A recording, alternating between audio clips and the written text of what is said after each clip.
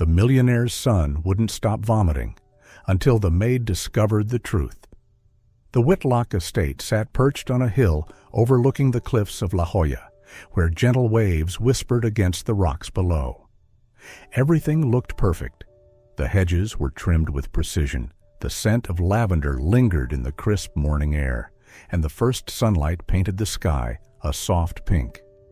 But the illusion of perfection shattered in an instant with a piercing cry from the second floor. Emma Hayes froze mid-motion, the spoon in her hand suspended above the eggs she was scrambling. It wasn't just any cry, it was the sound of a baby screaming, not out of hunger or discomfort, but something deeper. It was thin, strained, desperate, the cry of a child whose body was rebelling from within. Without thinking, Emma dropped the spoon and raced up the stairs, her mother's instincts taking over. As she reached the second-floor hallway, she saw Adrian Whitlock, the estate's owner and a polished man in his late 30s, cradling his infant son, Lucas, in trembling arms. Adrian's shirt was stained with blood. The baby was vomiting streaks of red down his front. It was a sight she would never forget. "Call Dr. Evans," shouted Camilla Pierce, Adrian's sister-in-law, as she rushed over with a warm baby bottle in her hand. Her voice was sharp, commanding. She shot Emma a glance, cold, guarded, not panicked like one might expect. Adrian said nothing. He simply rocked Lucas gently, patting his back, lips pressed tight, his whole body tense. Emma stood still, not just from shock, but because of a sudden chill creeping into her chest. She wasn't a doctor. She was just a woman cooking meals to feed her daughter. But a mother's intuition is rarely wrong. And in Camilla's eyes, Emma didn't see fear. She saw something else entirely, the kind of look that hides secrets, not sorrow. The next morning, golden sunlight poured into the Whitlock kitchen, glinting off the marble counters and the basin where Emma's calloused hands washed fresh greens. Everything looked calm, almost peaceful. But peace was only on the surface. Inside, Emma couldn't shake the image of baby Lucas, coughing up blood. The sound of his fragile cry still echoed in her ears every time she blinked. Adrian wasn't much of a talker, but Emma could tell he was a father consumed by worry. He hadn't left his son's side since the night before. Camilla, on the other hand, the devoted aunt, was the picture of composure. Every gesture precise, every word perfectly placed. Yet behind those calm blue eyes, Emma sensed something cold, distant, and deliberate. Emma wasn't one to jump to conclusions. As a single mother, she had survived too much to waste energy on suspicion. Her husband had disappeared years ago, leaving her with a premature daughter, Lily, who battled severe asthma. Life had been about survival. Rent, hospital bills, and finding work that could buy her child a little more air to breathe. This job wasn't ambition. It was salvation. That afternoon, as Emma prepared Lucas's meal, Camilla walked in. "Leave that," Camilla said softly. "I'll mix his formula myself." Emma nodded and stepped back. But something about the scene pulled at her nerves. Camilla moved with slow precision, as though performing a ritual. When the bottle was full, she smiled faintly, but it wasn't a smile born of affection. It was empty, practiced, almost hollow. Emma said nothing. She simply watched. Part of her wanted to believe she was overthinking. But the mother in her, the instinct that had kept Lily alive, whispered a warning. Something inside this perfect house was wrong. Terribly wrong. And if it was, Emma knew she had to be the first to see it. 3 days had passed since Emma first saw baby Lucas vomiting blood. No one spoke of it again. Adrian buried himself in meetings. Camilla carried on as if nothing had ever happened, still feeding, changing, and cradling Lucas with flawless routine. The house returned to its eerie calm. But Emma couldn't shake what she had seen, so she began writing everything down, feeding times, nap schedules, who gave Lucas the bottle, how much he drank, how long it took before the symptoms began. She wasn't a doctor, but 7 years as a mother had taught her how to notice patterns. And one pattern chilled her to the bone. Every time Camilla fed Lucas, within minutes, he'd grow fussy, squirming, whining, and then vomiting. But on the days Adrian fed him with a bottle Emma had prepared, nothing. Lucas would nap peacefully, his skin pink and warm, his eyes alert and bright. No redness, no vomiting. The contrast was too clear to be coincidence. Emma tried to stay composed. She couldn't afford to accuse anyone without proof. But deep down, she knew all signs pointed to Camilla.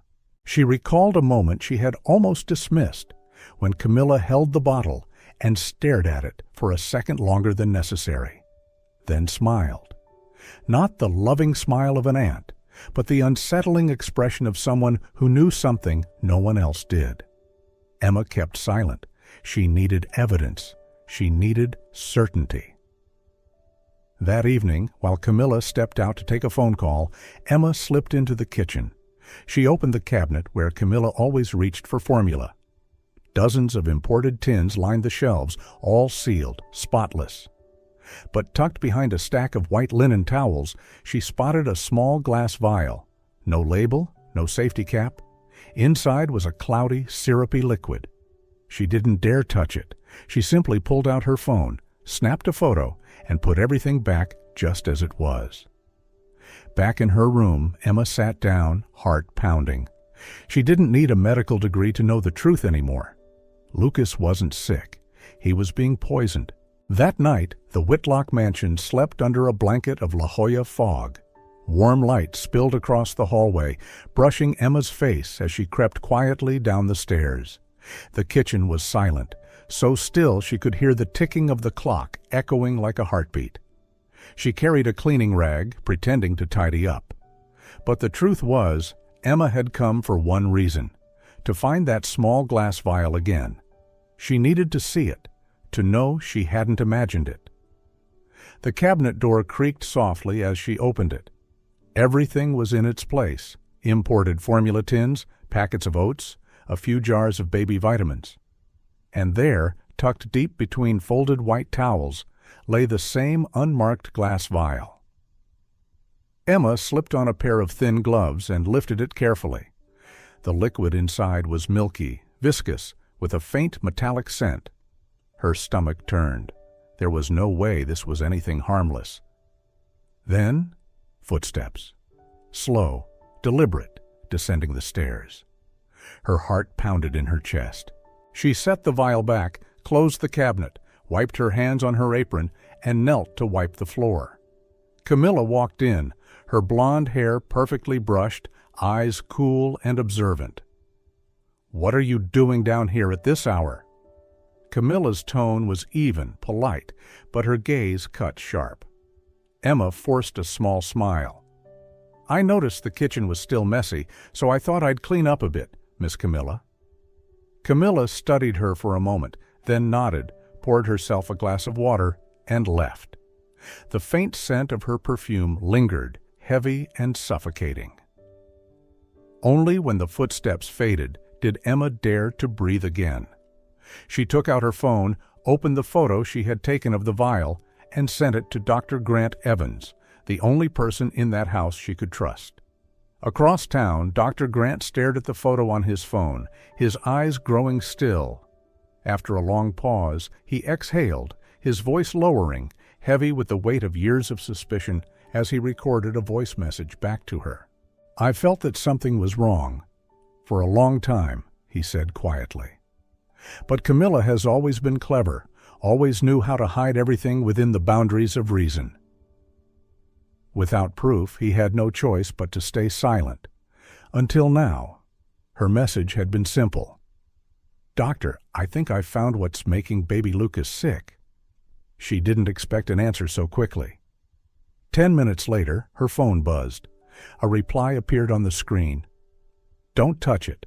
I'll come first thing in the morning. Be careful, Emma." Emma's fingers trembled as she stared at the words. For the first time in days, she didn't feel completely alone. Someone else had seen what she saw, someone who believed her. But she also knew one thing for certain.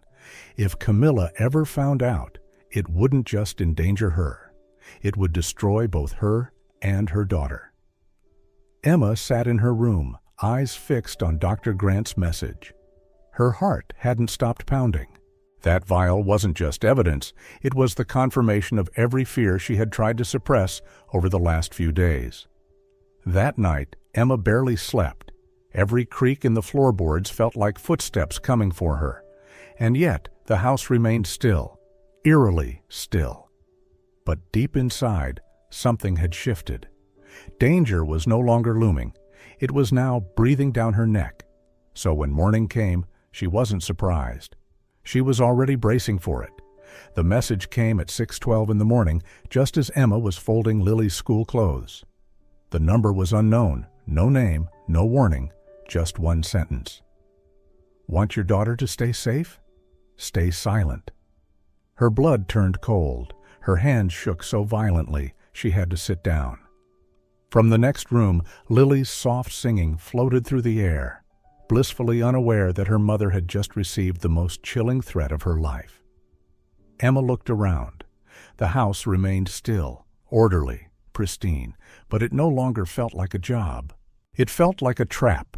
She immediately deleted the message. Then she reached for an old phone, her backup, rarely used, and transferred all the photos, notes, and images of the vial to it. After that, she drafted an email addressed to Dr. Grant, but didn't send it yet, letting it sit in her drafts folder where only he could access it with the password she had secretly shared with him. If anything happens to me, please find this phone. Ever since that anonymous message, Emma began watching Camilla more closely. On the surface, the woman remained strangely composed, her gestures graceful, her words polite, her smiles gentle, as if nothing had happened. And yet, something in her had shifted. It was a stillness that didn't soothe, but unsettled, like the surface of a lake just before a storm. Camilla no longer showed any warmth when spending time with Lucas. She would sit and watch him, but her eyes held no softness. They were blank, almost cold. When Lucas cried, she didn't comfort or coo. She simply tilted her head slightly, as if she were studying a specimen, not a child. One evening, Emma walked past the nursery and found Camilla standing there in the dark, lights off, silently staring into the crib. She didn't move, didn't speak, just stood there for minutes.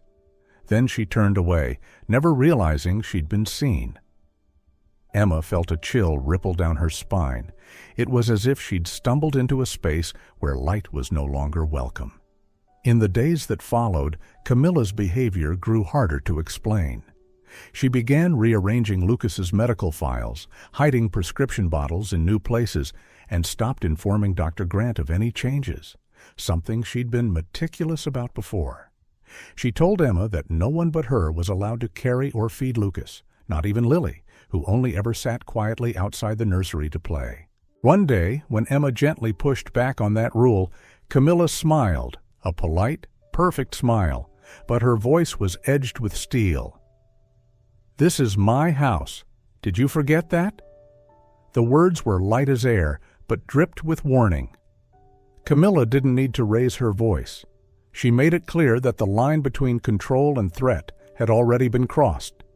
And it was in that calm, measured voice, in that eerie quiet, that Emma finally understood. This woman was more dangerous than ever. From that day on, Emma began recording everything. She hid mini cameras in the kitchen, hallway, and near the prep counter, where Camilla usually mixed Lucas's bottles. She recorded conversations. She kept a written journal. Everything was stored in a secret email account, one only she and Dr. Grant had access to. The hidden cameras caught shadows, movements, and too many almosts, bottles swapped at the last second, Camilla's hands hovering just out of frame. It was enough to raise suspicion, but not enough to put her away. Emma knew she needed something undeniable, something filmed up close. Each time Camilla entered the kitchen, Emma smiled like nothing was wrong. But inside, she lived on a knife's edge, working, protecting, gathering evidence, second by second. That night, once Lily was fast asleep, Emma lay beside her, holding the little girl tightly. She ran her fingers through her daughter's soft hair and whispered, "I won't let anyone hurt you. No matter the cost, I'll keep you safe." And in that quiet moment, Emma knew one thing for sure. There was no turning back. The morning began like any other. Clear skies, crisp air, and the scent of fresh pastries floating through the vast Whitlock kitchen. Emma was beating eggs when Camilla entered, wearing a gray dress, her hair tied back, her face unusually soft. "Emma, I need you to go to the organic market in Del Mar today," Camilla said, placing a long shopping list on the counter. "Lucas needs a special goat's milk they only carry there. It has to be that brand. I need it for tonight." Emma scanned the list. She had never heard of the product. Del Mar was nearly an hour's drive away. Strange. Why so urgent and so far? "What about Lucas's appointment with Dr. Grant this morning?" Emma asked. Camilla smiled, calm as ever. "I'll take him. You don't need to worry." It all sounded reasonable, but Emma's chest tightened. Something wasn't right. She said nothing, just nodded, packed up, and left. But instead of merging onto the freeway, she pulled over, opened her phone, checked the hidden kitchen camera. Camilla was there, calmly preparing Lucas's bottle. Everything looked normal. Too normal. Unsettlingly normal. 30 minutes later, while Emma stood in line at the Del Mar store, her phone buzzed. A message from Lily's homeroom teacher. "Hi, Ms. Hayes, just confirming. Was the man who came to pick up Lily a family member?" Emma froze. She had never sent anyone to pick up her daughter. And Camilla didn't even know Lily's school schedule. Her heart pounded. No reply, no call, just instinct. She dropped the basket, sprinted to her car, and drove like a storm back to the school. When she arrived, Lily was sitting on a bench near the playground, visibly shaken. A man in a white dress shirt stood nearby, just a few feet away. The security guard and teacher were questioning him, already tense. Emma rushed in, pulling Lily into her arms. "Who is this?" she demanded, voice trembling. The teacher shook her head. "He said he was Lily's uncle, but she refused to go with him, so we called you and the police." Emma turned to the man. He said nothing. Then, as the security guard reached for his radio and glanced toward the parking lot, the man turned and walked away, slipping out the front gate and disappearing into the traffic before anyone could stop him. Lily clung to her, sobbing. "Mom, I was scared. He said you had an accident. He said he came to get me." That night, Emma didn't return to the estate. She asked Dr. Grant to let them stay at his home temporarily. "This isn't suspicion anymore, Doctor," she whispered, tucking Lily into bed. "Camilla's not just poisoning Lucas. She's willing to hurt my daughter to keep me quiet." Dr. Grant nodded, his face tense. "The school has already filed a report about the man who tried to take Lily, but without a name, a license plate, or any proof that he's connected to Camilla, the police can't do much yet." He drew in a slow breath. "I'll test the milk. If it's toxic, I'll call the police. But we need more. Something that ties the poison directly to Camilla. You need to go back. Keep collecting. Act like nothing's changed." Emma looked at her sleeping daughter, heart aching, but she knew she had to return, not for the paycheck, but for Lucas, the child who had no one else. Emma returned to the estate after 3 days of staying at Dr. Grant's home. Officially, she had come back to work. But in her heart, she knew this would be the last time she walked into that house as a cook. It was time to end this. The kitchen was unusually quiet. No soft background music, no sign of Camilla. Adrian was away in meetings all day. Emma moved slowly across the hardwood floor, her footsteps silent. As she passed the nursery, a familiar sound stopped her, the soft clink of a bottle being opened, the swirl of liquid being stirred. She held her breath and peeked through the slightly ajar door, and in that moment her heart nearly stopped. Camilla stood by the changing table, holding a small vial. Not formula, but a syringe filled with a pale liquid.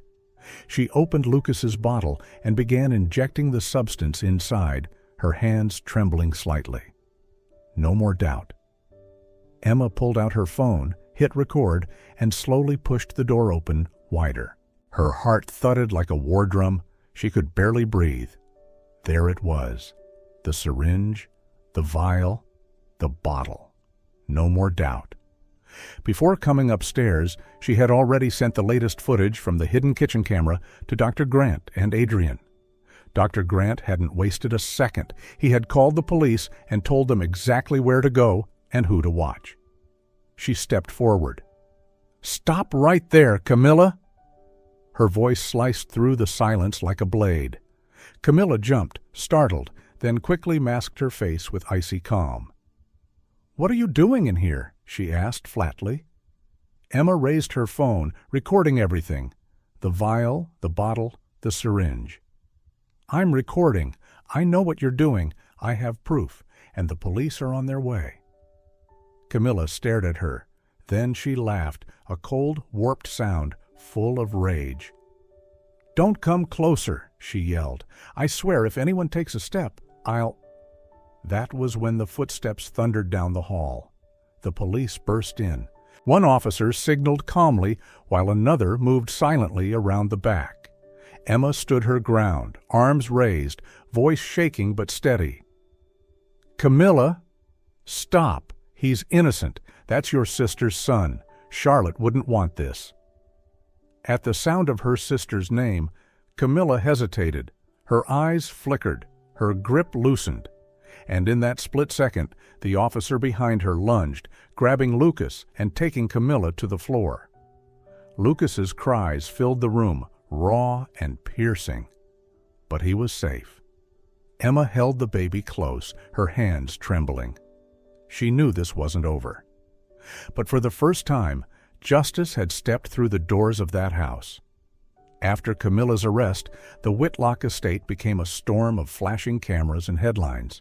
Reporters camped outside, shouting her name, Camilla Pierce, the woman accused of poisoning her infant nephew for inheritance.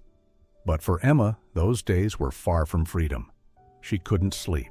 Each time she closed her eyes, she saw Camilla's face in handcuffs, not afraid, but furious, consumed by something dark that refused to die. Emma knew it wasn't over. The battlefield had simply moved to the courtroom. The trial began in the chill of December. Emma walked into the county courthouse with trembling hands but steady eyes. Across from her sat Camilla, still beautiful, still poised, but hollow. Two women, two worlds, standing beneath the same blinding light of justice.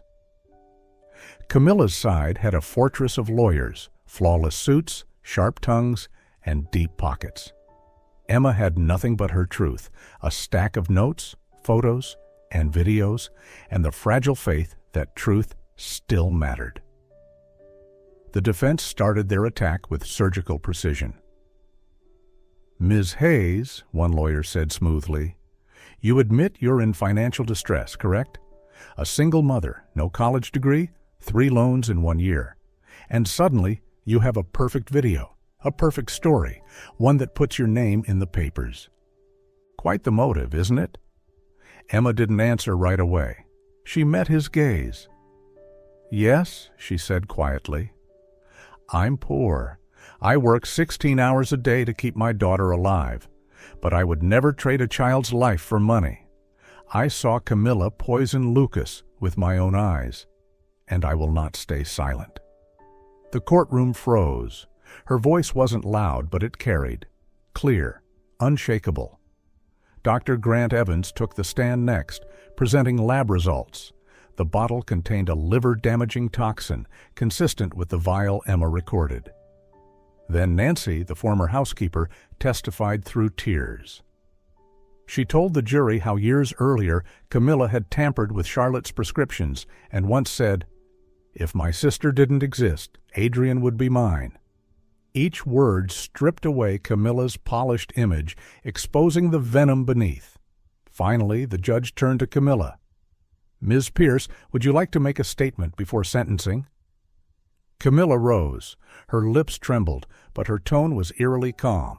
"I only wanted what was rightfully mine," she said. "I loved Adrian, but Charlotte stole him. Then Lucas came, reminding me every day of what I'd lost. I couldn't let that child live and replace me." A murmur spread through the room. Adrian clutched Lucas, eyes glistening. Emma looked at Camilla, and for the first time, she didn't feel fear, only sorrow for a soul that had burned itself to ash out of jealousy. The judge's voice cut through the silence. "Camilla Pierce is hereby sentenced to 60 years without parole for attempted murder, poisoning, and witness intimidation." Emma closed her eyes, drawing in a long breath. No applause, no cheers, just silence. The kind of silence that follows truth when it's finally spoken aloud. As she stepped out of the courthouse, sunlight fell across her face. Her hands trembled, but her heart felt light. After all the fear, after all the silence, the truth had finally been heard. Ever since the trial ended, the Whitlock estate no longer felt cold or haunted. Sunlight returned through the tall windows, casting soft light on hallways once filled with unspoken fear. Everything inside seemed to be learning how to breathe again, how to come alive, little by little. In the first few days after Camilla's sentencing, Emma still came by the estate to help care for Lucas, assisting Adrian with resetting the baby's daily routine, as if her body hadn't yet realized that her old responsibilities were no longer required.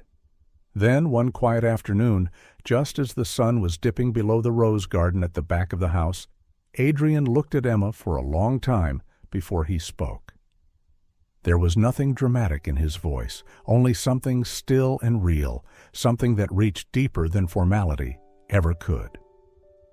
"You and Lily, you should stay here, not because of the job, but because this place needs both of you."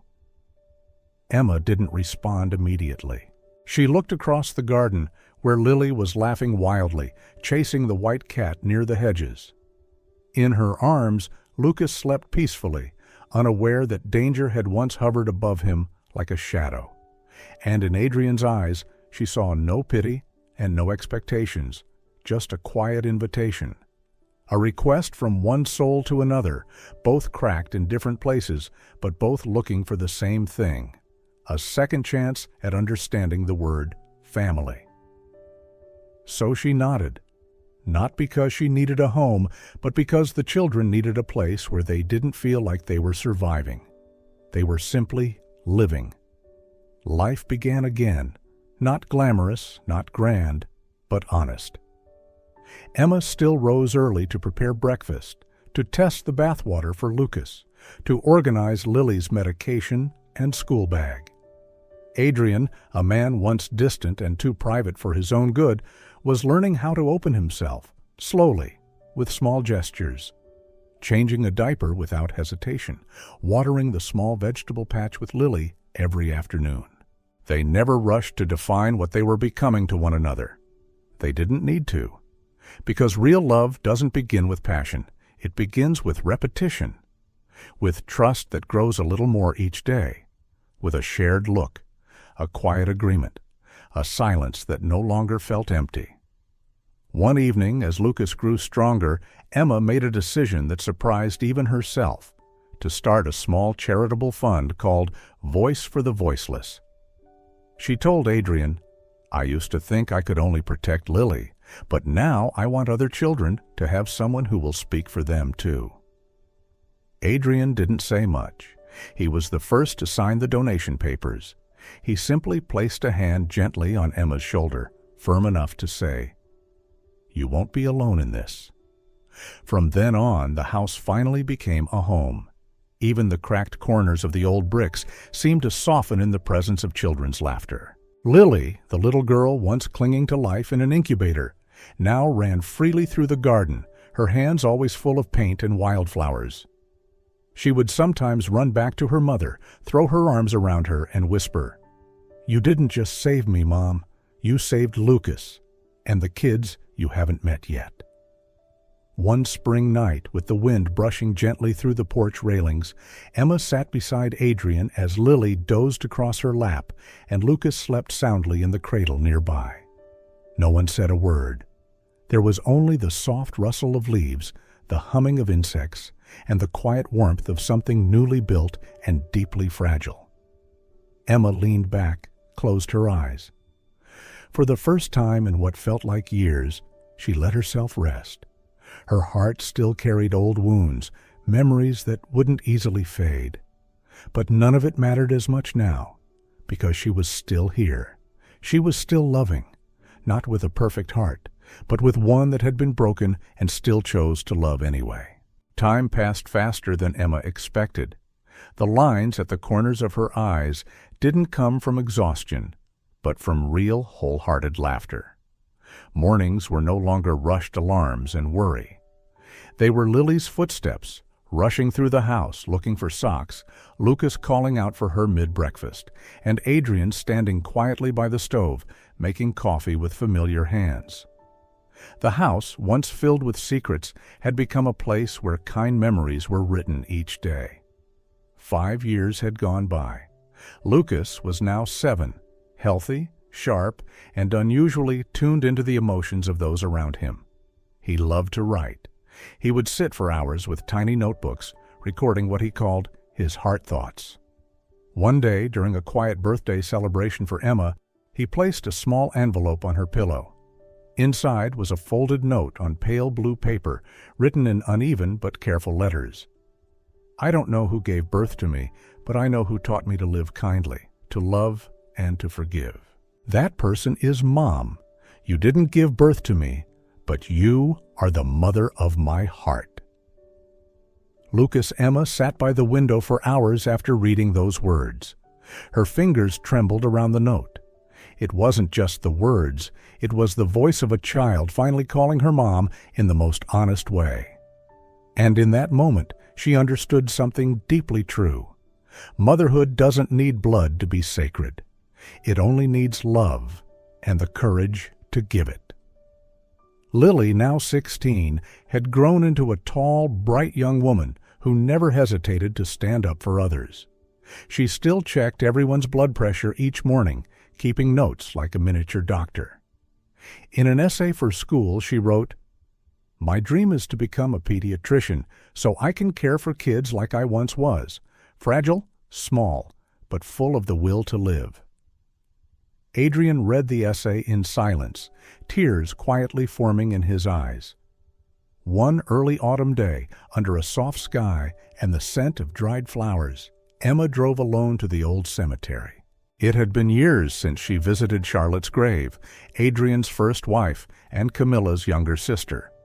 There was no grand memorial, just a simple stone etched with a few quiet words. Emma stood there for a long time. She didn't pray, she didn't cry.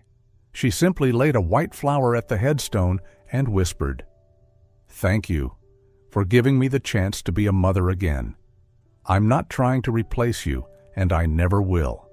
I only hope, wherever you are, that you feel at peace, knowing your son is safe and growing up surrounded by love." As the sun began to sink behind the hills, Emma returned home. Lily was baking, Lucas ran circles around the kitchen table, and Adrian sat by the window, reading with a soft smile. Emma stood at the doorway, the scent of flowers still clinging to her hands, quietly taking in the moment, so still, so ordinary, and so deeply beautiful. Their story didn't begin with love. It began with loss, with doubt, and with wounds still bleeding. But over time, those very wounds became threads that tied a grieving man, a broken woman, and 2 children longing for belonging into something that could only be called a family. Not perfect, not loud, but real. not just a family by name, but a family born from fire, forged in truth, and held together by love that never gave up.